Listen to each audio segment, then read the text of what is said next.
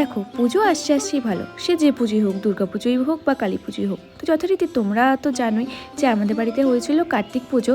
তো কার্তিক পুজোর পরের দিন আজকে ছিল বিকেলবেলায় ঠাকুরটা ভাসানের। কারণ বাড়ির ঠাকুর তো বেশি দিন রাখা যাবে না, তো ওই জন্য তো সেই মতো দুপুরবেলায় কুটুতে বাড়ি খাওয়া দাওয়া করে আমি টুক করে বাড়ি চলে এসেছি। বাড়ি এসে মা তখন ঠাকুরটাকে বরণ করে নিচ্ছিল, কারণ বেলাটা অনেকটাই হয়েছিল। দাদা দোকান থেকে এসে রেডি হয়ে নিয়েছে। তো মায়ের বরণ শেষে আমরা বেরিয়ে পড়েছি। তো ঠাকুরটাকে টোটোতে করে নিয়ে যাওয়া হচ্ছিলো, দাদাভাই ঠাকুরটা ধরে বসেছিল আর আমরা সবাই মিলে হেঁটে হেঁটে যাচ্ছিলাম। আর আমাদের এখানে নদীর অবস্থা এতটাই খারাপ যে নদী থেকে অনেকটা আগে এসে ঠাকুরটাকে ঘুরিয়ে নিয়েছিল। তো তারপরে উপর থেকে ঠাকুরটা ঘুরিয়ে নেওয়ার পর এখন ঠাকুরটাকে ভাসিয়েও দেওয়া হলো। আর ঠাকুর ভাসানোর পর আমরা সবাই এখন ফিরছি বাড়িতে টোটো করে। তো সবারই মুখে হাসি থাকলে মনে একটা সেই দুঃখ থেকেই যায়, তাই না? কালকে এতক্ষণ সবাই কত মজা করছিলাম, আজকে দেখো ঠাকুরটা বিসর্জন হয়ে গেছে আর বাড়িতে এসে বাড়িটা ফাঁকা ফাঁকা করছিল। তো চলো